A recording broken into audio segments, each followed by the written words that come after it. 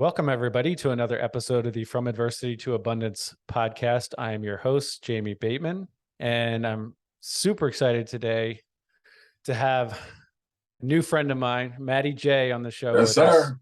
Matty, how are you doing today? Blessed and productive. I'm still in my hotel, so I haven't seen the day of light yet, but we're on a Zoom call going to have an amazing conversation. So There you go. Love it. So, yeah, just for a slight context for the listeners out there, Matty and I are in a mastermind together, and I just recently joined the group a few months ago, but we met last week in Scottsdale, where Matty yes, still sir. is. So what's the weather like out there? Man, I didn't realize how 90 degrees weather will still feel good. I guess in Arizona is dry heat. Yeah. Feels amazing. There's so much to do out here. Everybody seems to be radiant and embracive of all my questions I'm asking about the specific city. So I don't know how much you want to get into it, but most of us went out there and had a flight back booked back to our home, and but you stayed around. So what's the plan? The plan is experience more than what you experience. So I have never been to Arizona last year or the years before in my life, but within the last 6 months, I came to Arizona 4 times for different conferences and masterminds. So clearly, that's a sign. There's a sign that there's something that you need to realize in this specific location. I can't be here for 3 days and be at the conference only and leave. So I decided to stay. I typically always get one-way tickets because I meet amazing people. Plans change so many times that I might as well book my flight when it's time to leave. There's pros and cons to that. But the benefits have always been, I've always received an ROI on making sure that I stay and book my flight whenever it's time to go. I am not saying I couldn't get there mentally, but that is so far from how I operate. Right. So that is super cool. I that's awesome. So yeah, I appreciate you taking the time to chat with us today, Matty. For the listeners out there, who are you, and what are you up to besides hanging out in the Scottsdale area? So I'm CEO Matty J. The CEO is an acronym. It stands for Create Every Opportunity. I'm really big on identifying opportunities and embracing them and squeezing all the juice out of the lemon. I'm also known as Mr. Document the Process because I'm really big on systems, structure, frameworks. So I document everything so I can be able to show better I can tell. And I'm newly known for recently creating a car rental program, teaching people how to rent out their cars, how to create cash flow from vehicles. But my passion is centered around hosting Bible studies, educating myself, and sharing that education with others when it comes to spiritual development. And one of the things I love within all the things I do is communication with other human beings, interaction with other human beings, understand their experiences, stories, things I can learn from them so I can elevate my life as well. So that's what I do. My services include creating courses for people, website development, marketing and branding, so much when it comes to business development. But today we're here to talk about adversities.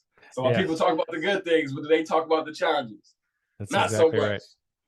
So very briefly, since you are known for the Turo thing, and I know you were on the recently on the Wealth Without Wall Street podcast, so people can go check that out if they want to get into the weeds a little bit more on how that part of your business operates.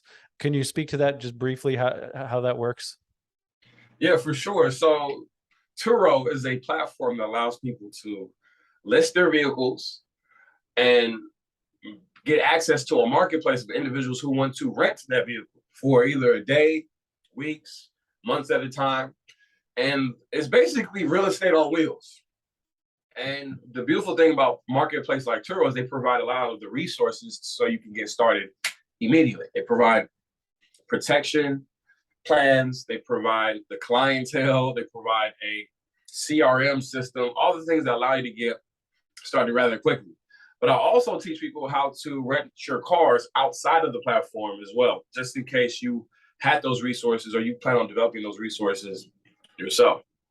And I'm talking about the fundamentals, how to protect your car, how to find the right cars, how to make sure you're operating and managing your vehicles the right way, how to make sure you're getting consistent clients and booking, how to make sure on the fundamental levels to turn your liabilities on wheels to assets making deals. Love it. So yeah, we won't spend too much more time on this, but just briefly, what does a case study look like? Just give me one example of how it would work with one car.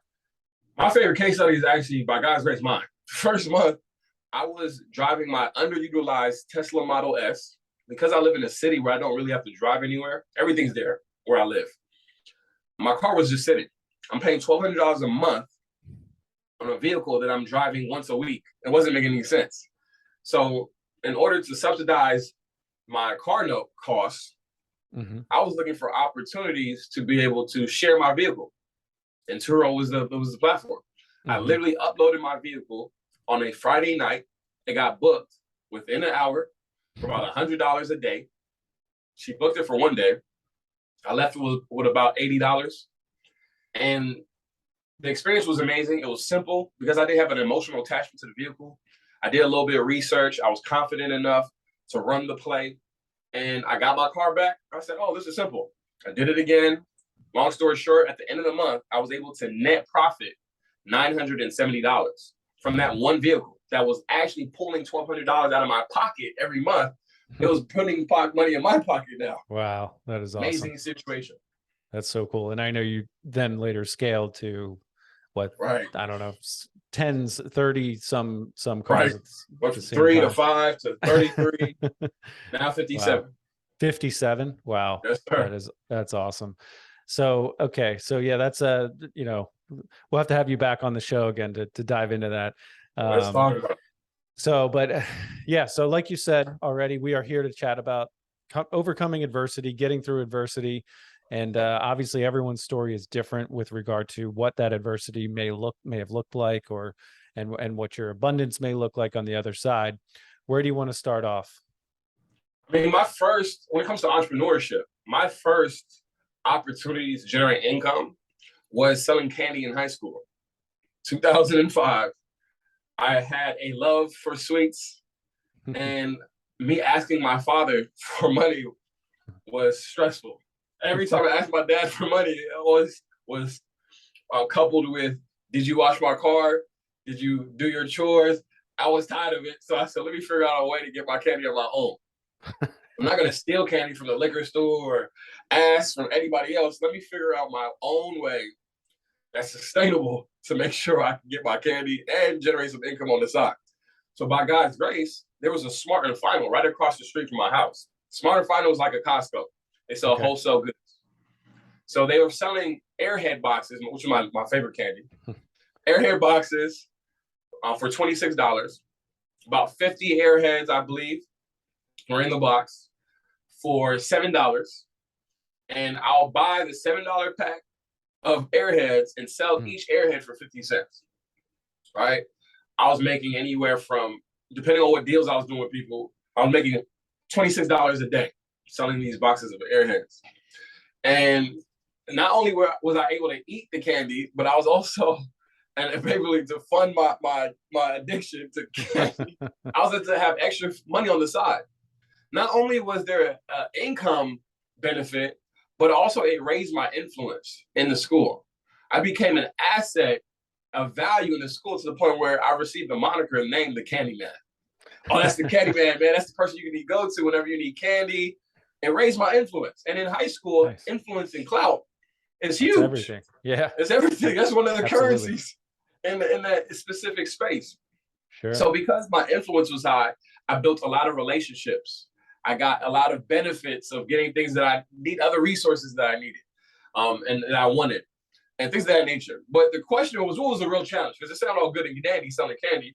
The challenge was, the first challenge I ran into was the fact that me selling candy in high school actually became a disturbance. Everybody would bombard me during class when we're supposed to be learning for candy. Right. And because it became a disturbance, The teachers started to report me to the dean. Dean called me in the office and said, I can't sell candy anymore. Think about this. All these benefits. And now me selling candy is now my identity. Candyman. And because it's my identity, I'm trying to hold on to this, even though this dean is saying, if you sell this candy, we're going to suspend you. I did not know what to do at all. So that was my first ever challenge in entrepreneurship. So your income and your impact, your influence, and your identity are all in question at that point. Correct. Gotcha. So how did you handle that? Man, so first I had to ask myself, what was the reason why they wanted to stop me selling candy? Obviously, the first reason was it was disturbing the peace. Right. And the flow of education. And the second reason was they also sell candy at lunch and recess. So I'm now a conflict of interest of selling candy on their property. But even though I understood that aspect, it's still, I didn't have another solution. So I found different ways to sneak selling candy. I tried my best to not sell candy during class. I was letting everybody, do not ask me for candy during class. Only ask during lunchtime, recess, before school, after school. Right. However, people want their candy when they want their candy. I end up getting caught selling candy in school, got suspended. Told my dad, I got in trouble. That was my first citation, we can say, when it comes to the situation. But did I learn my lesson?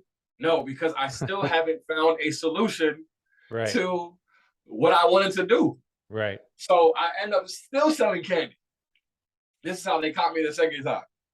I left my candy in my gym locker during physical education, PE. Yeah. And I came back to my locker and my stuff was stolen. Now I have to report that something I'm not supposed to be selling, contraband, been stolen, and now it's causing an issue. So I try to find my own solution and deal with myself and be my own detective to find out who stole my candy. I ended up finding out who stole my candy, and it turned into an altercation that got the attention of the dean. And of course, why are you guys fighting? Got brought up. Oh, so you're stealing candy now, still, huh? Suspended. So so it sounds like you've had an entrepreneurial, you lean that way for quite some time. You've definitely been a resourceful, resourceful entrepreneur. So, how about beyond high school? Have you faced? I know we've all faced, whether it's financial or health or relationship. Any other major periods of adversity you've had to go through? So many points. Every business I've been able to start and be a part of, literally dozens of businesses. And as we know, every business has some type of challenge, issue that you have to embrace, overcome. Sure. Yeah. So after high school, I got into the fact that I love going to parties. I love dancing. And I was loving the attention I was getting from being the life of the party. So I was always constantly going to parties. However, the parties I was going to was an hour away in the city where I lived in the suburbs. So I had to figure out ways to commute to this place. And I was getting home very late. Became an issue. However, I got to the point where I was going to these parties all the time that the promoters were then asking me if I wanted to be an official promoter that can get paid. Now it turned my passion into profit by finding a way that I can get paid for something that I enjoy. And because I was a people person, everybody knew who I was. Getting people to come to the parties with me was already my flow. But now I'm getting paid for it. So that was the beautiful situation about that. However, because I was going to these parties and coming late all the time, my dad kicked me out the house. Oh. Fairly. Because I was coming home, my dad asked me if I was doing drugs. I was coming home, I don't do drugs or drink or anything like that. Yeah. But because the commute, I'll come home 3, 4 o'clock in the morning, super tired. I would look strung out. I look crazy. And my dad was like, I'm not being a good example for my brother. Right. And I understood. My dad said, make a decision. You can stay here and stop, or you can leave. I opted into leaving, which now caused me to realize that I have to have bills. The money I was making, I didn't have any bills. I was living my life. No phone bill, no house bill, nothing. All the money, $600 a week, was a game changer. However, now that I'm moving out the house, I now need to find an apartment, place to live. My bills skyrocketed, and now the money I was making before wasn't doing any service to me. So this is what ended up happening. My immature self, arrogant self, start blaming the promoters for not paying me my value. In my head, I'm bringing all these people to the party. I'm the life of the party. I'm the one. Y'all need to pay me more. Right. Now, because my personal situation changed, I'm now putting it on. That's kind of funny. That's exactly, my wife and I are kind of going through a little bit of personal budgeting, family budgeting recently, which who enjoys doing that? I definitely don't. But I was joking with her, hey, because she's got a job, and I said last night, I said, you need to ask for a raise. Just tell them that it's not that you're adding more value to the company. It's that you and your husband have done a terrible job of personal finance. No, I'm kidding, but like I get, it's the same concept. It's like, just because Matty J's situation changed, your promoters need to pay you more. Not that you're adding more value to the situation, but that's funny. So then what happened? Were you able to get them to pay you more, or how did the answer was a definite no. So of course I developed animosity towards them because my lack of accountability of the situation. So of course, naturally, when somebody isn't getting paid what they want, they try to do it themselves. So I'm throwing my own parties. If I'm the one I'm not a business person. I'm good at marketing, promotion. The business infrastructure back end, I had no experience at all.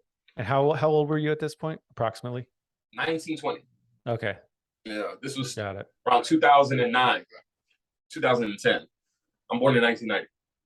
So I was telling myself, I can do this. I can start my own parties. I didn't realize how difficult. It's not like it's not possible. How difficult it was to source the venues, negotiate contracts with the venue owners, negotiate the bar deals, find the security, negotiate prices find the DJ, manage the bar, manage all these different things. And they're moving parts that allow all I saw was the front end. People coming in, have a good time, going home, getting a check, going home. Did not have any humility and understanding what it all takes to run this actual operation on the back end. So even though my parties were amazing on the front end, the back end, I was so stressed out that I said, I need to humble myself and go back to the position that truly brought me joy, happiness, and peace. And that's what I did. I went back to promoting as a promoter versus the party owner, the lead producer. Okay. But this is the part that I still had the challenge on. I still wasn't making and getting paid the money I need to get paid. So by God's grace, I tapped into some of the skills that I developed over the years, which is graphic design. I realized a lot of these party promoters, they need graphic flyers sometimes twice a day. They're throwing 3 parties a day, 7 days a week. They need a graphic designer. Why not get the services from me? So I ended up doing the graphics and the flyers for all these party promoters, charging $70 a day. And I was making way more money doing the flyers for the parties than actually promoting the parties themselves. Yeah, I love it. So you're willing to be humbled a little bit and take on some more humility, but also look to solve problems and bring your passion to those and your experience to solving those problems. And then eventually you get rewarded monetarily for that. And so, okay. So then bring us up through, I know it's a long period of time, but from 20 to today, what's that look like from an adversity standpoint?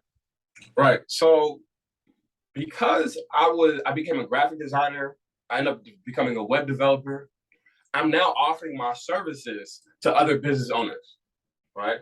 And these business owners that were paying me for a website, flyer, whatever the case may be, I got to see their back end of what they really needed help with. They were paying me $2,500 to develop a website and make a website look good, but I'm realizing this is not the reason why your business is struggling. Your business is struggling not because you don't have a fancy website, it's because you don't have customer service, inventory management, fulfillment protocol. You don't have any of these things on the back end.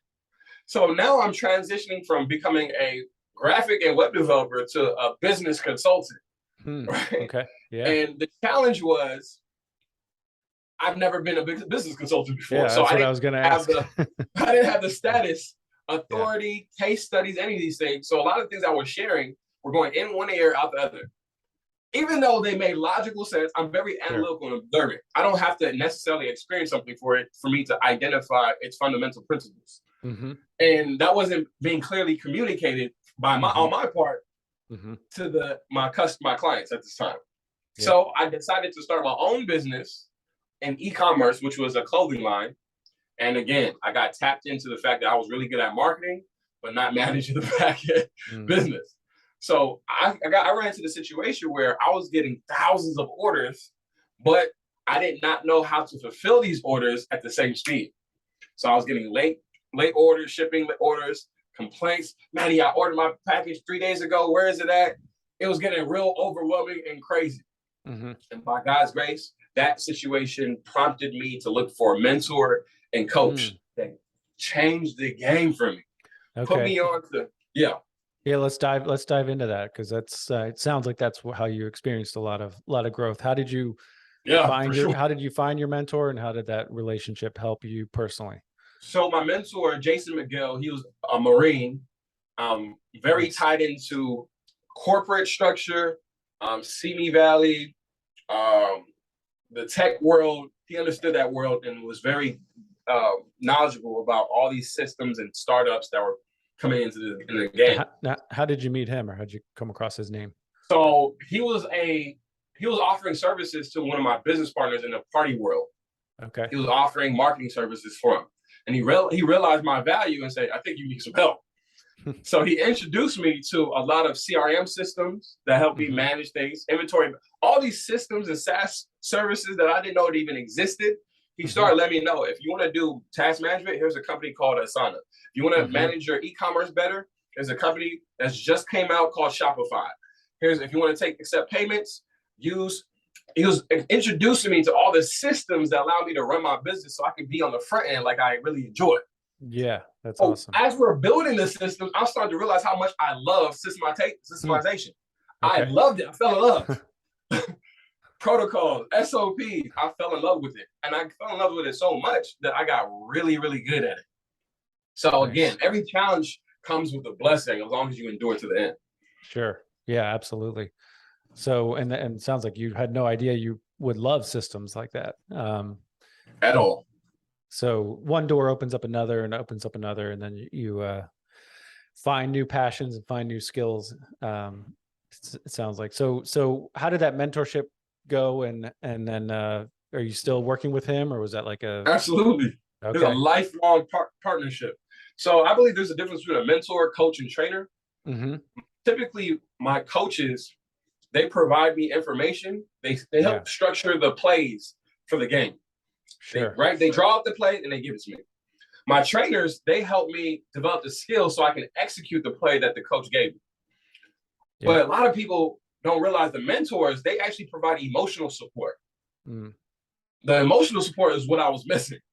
When I was going through all these trials and tribulations, I needed to go to somebody I trusted that has already been through this process or similar process and sharing their experience with me to motivate me, inspire me to keep moving forward. And that's what my mentor, Jason Miguel, and all my other mentors have been providing for me when it comes to the development of my personal and my business life. And it's been a game changer. No, that's really good. So you've taken on a lot more mentors and coaches over the years, sounds like? Absolutely. Any department of my life, whether it's fitness, health, and appearance, whether it's my career, business, finances, investments, whether it's my experiential experiences, whether it's my family relationships, philanthropy, personal development, mindset. I have somebody who's high level experience in those categories that helps me take it to the next level. Yeah, that's awesome. Yeah, it really speaks to just, so last week when we went to this event in Scottsdale for this mastermind, for my business short term, I probably should have been at, it's called IMN. It was a non-performing note and servicing event. Yeah, I told you short term, it would have been smarter for me for my business to go to that. But instead I went to this mastermind with you through Wealth Without Wall Street. And they, there's a health coach and it's much more well-rounded. I started to get input from all kinds of different angles, experts in a lot of different fields. And it was a nice refresher and reminder to me that there's more to life than my little business, Absolutely. and there's more to, it's just family and health and everything. And the spiritual side of things is very important as well. Absolutely. So that's awesome. And I think that's something I need to personally continue to do is not be stingy on the mentorship. When it's not that I think I know everything in all those areas, it's just, is the value there? And I think a lot of people struggle with shelling out, writing a check to somebody in the area, that kind of thing. So I'm working on it, but I can already see the value. And when I have these conversations with successful entrepreneurs like yourself, so many of them say the same thing, is that they've humbled themselves and realized that, hey, I can fast track my success in this area versus in this area and this area by, by gathering that information and kind of, learning from others. So we do need each other. It's not it's very easy in this new world where everything's digital and everything's online. It's very easy to stay isolated. But anyway, I'll stop rambling. So then kind of what were the last few years like, and then bring us up through today? Man, it's the last 3 years of my life, especially during COVID, has actually been the biggest trajectory in heights and success. Simply because during COVID, as an educator and consultant, during COVID, a lot of people had time to reflect on themselves, realize that the path that they're currently in may not be the most effective and efficient. And in order to grow, they need information to change their situation. So more people, I'm talking about hundreds of thousands, probably the millions of people, were more interested in investing in information, education, joining communities, programs, mentorships, things of that nature, because that's the only way to grow. That's the only way to grow. And because I was already positioned with authority to say, look, I have all these how-to guides, I have all these resources, I have all these blogs and tools that can help you take your brand and business and personal life to the next level. Why don't you rock with me? And by God's grace, I didn't have to do too much of a hard sell, because I don't actually like selling from the front end. I like providing a lot of free value and then having them ask me, well, how can I take it to the next level? What services can I pay for? I really like that flow way better. Sure. So one of the most attractive offers that I had was the car rentals. Me driving my Lamborghinis, my Ferraris, my BMW i8s, all these fancy sports cars were very attractive to people to ask, yo, how are you getting all these cars? How are you driving these cars? And they're asking all these questions. And because I've already documented the how-tos, I was able to easily turn my documentation into a course creation that can help people follow the same model that I follow to get to where I am in that specific space. And people were so intrigued by the story that everybody was inviting me to different podcasts, interviews, stages, and I started to expand my network very greatly. Not just my network, but my income as well. That's awesome. Is this kind of the Gary V model in a way? Is just document everything? Right hook. There you go. Because you're already doing it anyway. You may as well document it and then turn the story itself into something that you can benefit from, but others can as well. So that's awesome. So, okay. So I'm going to fire off some questions here. Okay. What's one thing that people misunderstand about you? That I am a robot. Sometimes when you're super analytical, they think that you don't have as much emotion and care as some people. Yeah, I can relate to that. So that perspective, me understanding that people have this perspective is understandable. It's 100% understandable. So I've done more to communicate my personality type, my character, the reasons why, my intentions better with people, so we can all have a mutual understanding and make sure we get to the same destination together. So that's one thing for sure. Yeah. That's awesome. If you could have coffee with any historical figure, who would it be and why? It would definitely be because my faith, Christ. I believe God came to this earth in the flesh with the name Jesus. having that conversation would have to be the most impactful conversation on this earth. Simply because even me not meeting him has been the most impactful. So in person, of course, spiritually we have those type of relationship, but physically being able to say and experience that, I think for sure it'll have a different type of impact. Absolutely. All right. If you were given $10 million tomorrow, what would you do with it? $10 million play. So by God's grace, I've been able to cash flow a generous amount of money per month. And right now, I can just tell you how I'm spending my money currently. Yeah. Okay. So right now, how I'm spending my money currently is experiences. For the first 20 years of my entrepreneurship life, I've been in my office working. I didn't really have any urge or care or interest to go to restaurants, to go to hotels and travel and experience the country and this world at all. It's just within these last 2 years that me and my wife have been visiting, going to different restaurants, and really, which is why we're in Scottsdale today. Yeah. 5 years ago, awesome. I would not be in Scottsdale after a conference. I go right back home and get back to work. But because of the freedom that I've been able to, by God's grace, develop, and my expansion of benefits of the experiences that I need to be a part of, that's one of the biggest things that I've been spending my income on. I love it. It's awesome. So, you don't have to get into specific numbers, of course, but percentage-wise, approximately, how does your income break down? Just approximately. In other words, what I'm asking is, is it most of it from your courses you've made, or from your car rental business, or from website stuff, or just approximately, how does that break down? 90% of my income comes from my digital products, my IP, intellectual property, from either licensing my content, selling the content, one-to-one, group coaching, speaking on stage, different affiliate programs that I've been part of, recommending different services I use. The digital aspect, 90% for sure. Okay. The other 10% comes from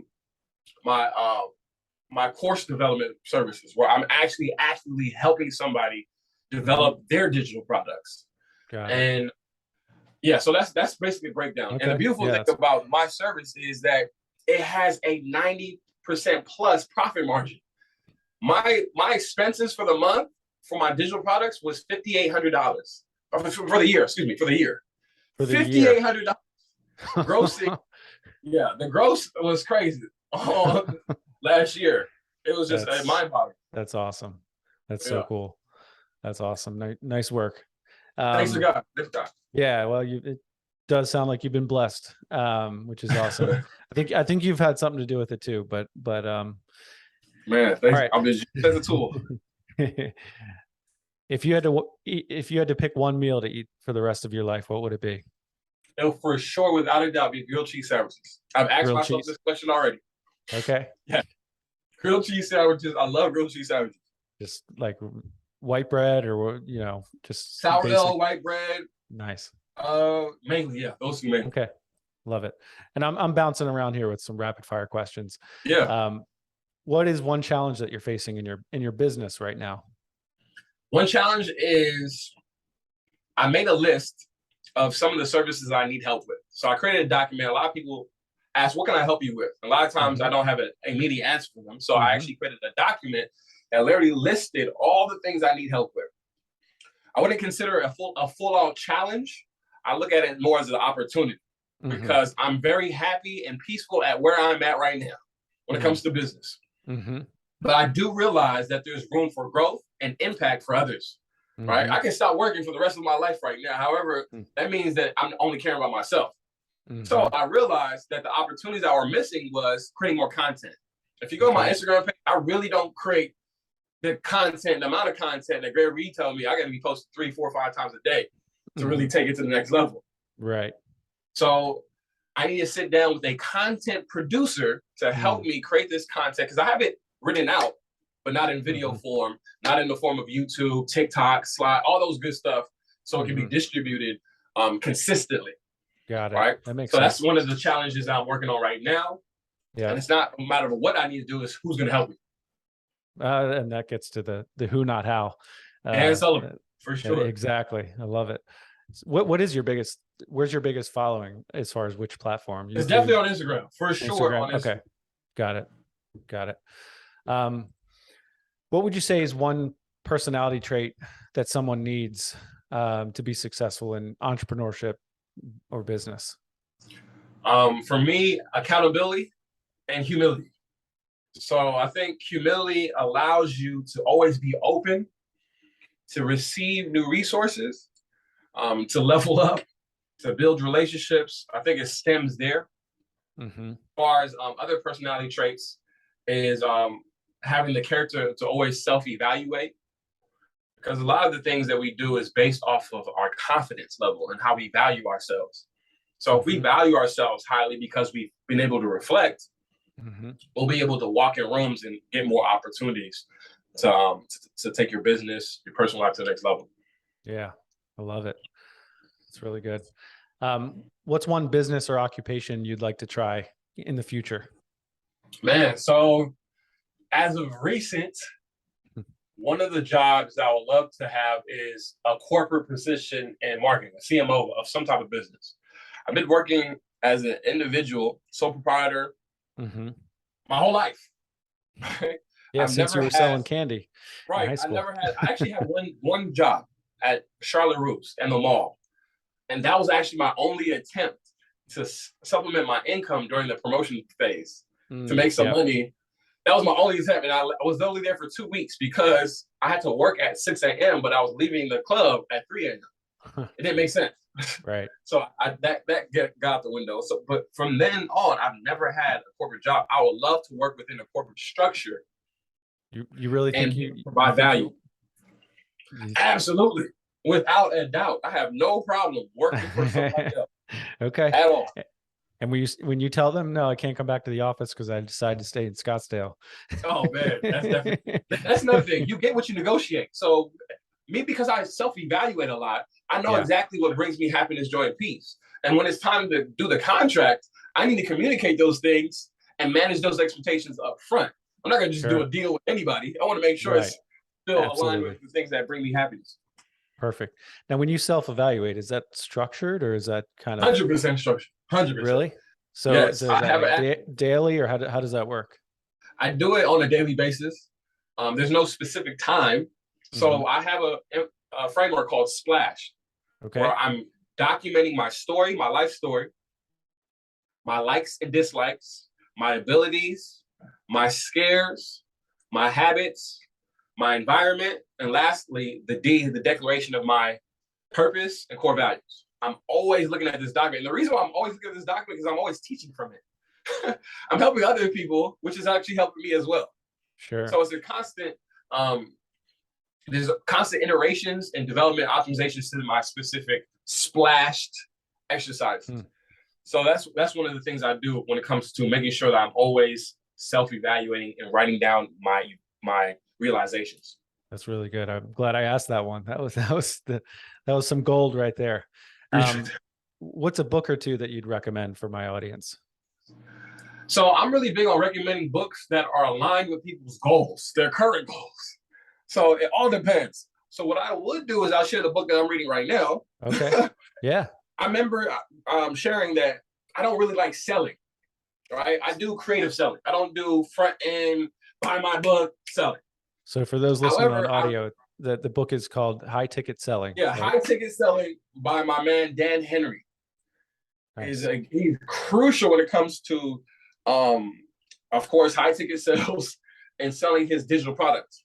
He gave me his book at the conference that I was in Orlando. And it was only 60 pages. So it was easy to consume. I love the style of the writing. So I read it in literally an hour. So impactful that it inspired me to create my own book. All the skills that I've developed, I can create 10 of these very quickly because I didn't realize how impactful this type of book actually has and what type of authority that I raised him to for so much impact he had in my life by just reading this book in an hour. Nice. So there's so many realizations that I pulled out of this book. What's the name of your book? It's going to be called Document the Process. Okay. Document the process because that's what I'm good at. I'm good at documenting my story and showing the glory behind the things that I've experienced. That's awesome. For sure. What's one question that you wish I'd asked, but I haven't asked? Something about family, maybe. Okay. That's one of the biggest realizations.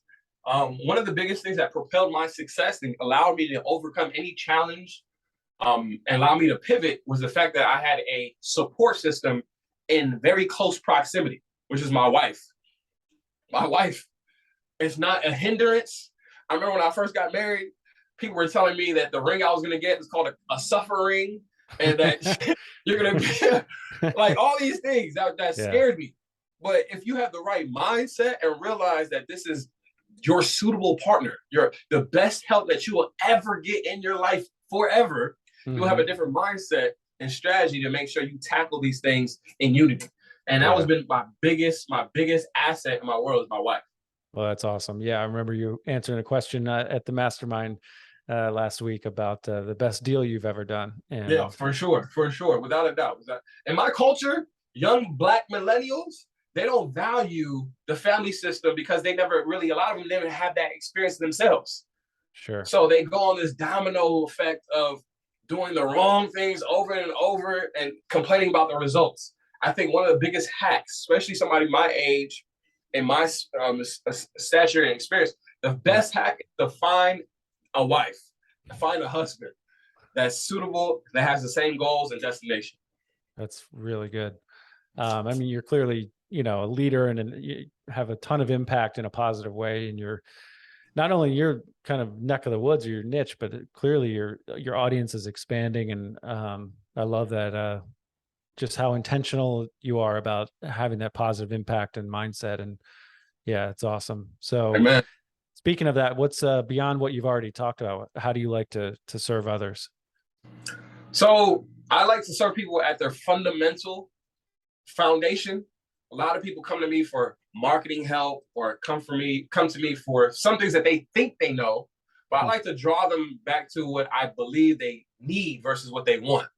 And it goes back to that splash assessment. You have to self-evaluate. One of the greatest, like I said, one of the greatest assets that you can ever have is your intellectual property. And one thing that you absolutely own without a doubt is your experience, is your story. And if you don't document that story, you don't get to know yourself, you don't get to grow yourself, and you don't get to create the impact that you could on other people's lives that actually increases your income and influence. Everybody today can document what they did in their life and share that story with somebody and instantly raise their value in this world. So you have a conversation with them to try to figure out what they actually need versus what they think they need? Always. I Love like that. to get to the root. Yeah. Because Sharon, who's one of the leaders of the mastermind group. Yeah, Sharon, yeah. He mentioned the other day, hopefully he doesn't mind me saying this, but he mentioned the other day that a lot of times people will try to bring him into a business opportunity or partnership, and they think they want a check from him. They think they want, and then he'll say, well, if I write you a check for $100,000, what are you going to do with it? And, oh, I'm going to go hire this marketing person. And he's like, but I can probably solve your marketing problem myself much quicker and much less expensive than you pay me the $100,000. Exactly. So it's like, you don't always know what you want, I guess. So through those conversations and that self-evaluation, like you're talking about, you can be a lot more effective and efficient with your time. And absolutely, I love that. Anything else you want to hit on before we wrap up here, Matty? That's it. Emphasizing, of course, the importance of mentorship, coaching, joining a community, having a trainer, and making sure that you're receiving not just business support, plays, direction, but emotional support as well. And making sure you're expanding your network. And that's what we've been able to experience with a passive income mastermind, expansion of network and ideas. Absolutely. So good. This has been really good. Oh, Matty J, where can our listeners find you online? Man, I'm primarily on Instagram, and from Instagram, it channels you to anything that I offer in this world. So my Instagram is @CEO Matty J, MATTYJ. I do have a lot of fake profiles that you need to be aware of. My Yeah. real page should be the first one at the top. And that's the best way to contact me, communicate with me, so we can get tapped in and wrapped in. There, I love it. That's how you know you've made it, when you have fake Twitter and fake Instagram accounts. Man, That's when damn you it, know you're people. big time. You know what it is? They found an opportunity in the fact that I don't sell on the front end. So now they're Mm. selling all the people that follow me services that I'm not selling them on the front end. Yeah, It's crazy. Mark Podolsky was talking about how his he has a fake account, and then he reported it, and then Instagram took down his account, the real That's one. crazy. So, but anyway, awesome, my friend. I really appreciate you joining us. This has been fantastic. I know for sure people are going to get a ton of value out of this, and I Amen. mean, yeah, I really appreciate it. I know I recommend people reach out to you, and they're going to get a ton of bang for their buck. So thanks a Amen. lot, Matty. Really appreciate it. Appreciate you for inviting me, man. Thank you so much for having a platform that allows us to talk about these things. Absolutely. And to our listeners out there, thanks for spending your most valuable resource with us, and that's your time. Take care, everyone.